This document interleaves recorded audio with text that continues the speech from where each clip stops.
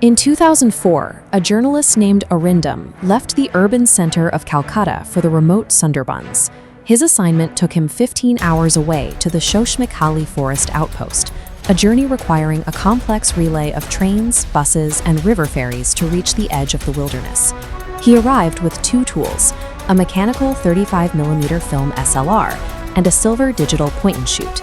At the time, digital sensors were a nascent technology, prized for their immediate feedback, but limited by early automated optics.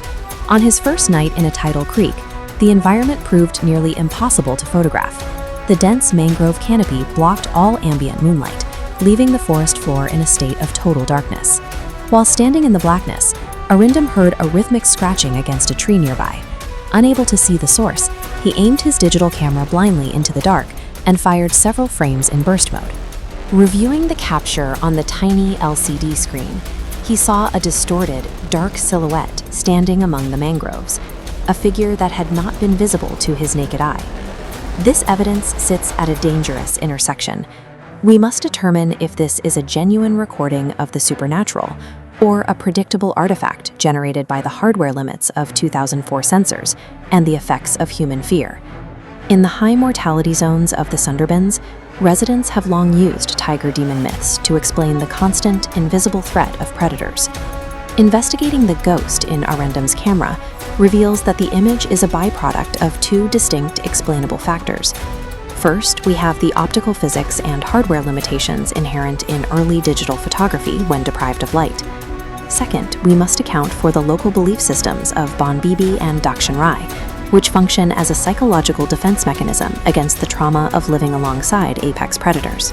To understand the terror in the Sundarbans, we have to dissect both the limits of the silicon sensor and the psychological architecture of the culture that occupies the forest. Photography is strictly the measurement of photons. Under a canopy this thick, the environment offers almost no light for a sensor to record. Arindam chose to rely on his digital point-and-shoot for its convenience, leaving his optically superior film SLR in his gear bag. A 2004-era CCD sensor requires a high volume of light to produce a clear image. With only a few photons hitting the grid, the resulting signal was weak.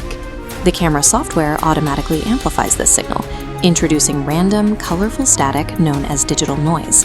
To gather more light, the camera also forced a slow shutter speed. In a state of panic, even a slight hand tremble from the journalist created massive motion blur across the sensor. The ghost is the result of these mechanical failures. The brain experiences pareidolia, translating a cluster of ISO noise and motion blur into a recognizable human silhouette. While hardware explains the photo, the psychological trauma began the following day, when Arindam discovered a hidden forest shrine. Hidden within a mud mound, he found a granite idol with a tiger's head and human limbs. Its eyes had been deliberately sealed shut with dried earth. This object represents Dakshin Rai, the tiger demon, who is governed by the benevolent protector goddess Bon Bibi. The shrine uses specific spatial architecture. The demon idol is buried in the direct line of sight of the Bon Bibi statue. Overlaying historical mortality statistics onto these shrines reveals a direct link. They act as physical rituals to mitigate trauma in extreme danger zones. Arindam disrupted this architecture. He broke the mud seal, cleaned the idol's eyes, and placed the object in his camera bag. Removing a culturally loaded artifact associated with a predator demon creates a state of acute psychological distress, effectively priming the subconscious for a breakdown. This priming reached its peak while Arindam was isolated on a mashan, or watchtower, attempting to photograph a tiger by moonlight. He was in a degraded state, exhausted, dehydrated, and fixated on the corrupted images and the stolen idol in his bag. He spent hours staring through the viewfinder into the dark. The camera's autofunction failed, forcing him to strain for a visual anchor in the pitch black. Sensory deprivation triggered a psychological break. Turning toward his guide, he hallucinated the Dakshin Rai idol replacing the man's head. Arindam collapsed and was taken to a local healer. Based on the journalist's symptoms and the local history of such occurrences, the healer asked if Arindam had taken anything from the forest. Arindam pointed to his bag, allowing the healer to find the idol and return it to the shrine, ending the episode. This collapse is the result of psychological priming. Deprived of optical data in the total dark, the exhausted brain filled the visual void with the most immediate subconscious threat, the stolen idol.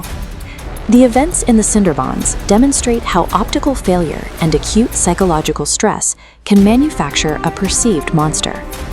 The mythology reflects a profound environmental reality. The Sundarbans is a landscape where the physical stakes are fatal, requiring absolute mental and physical alertness.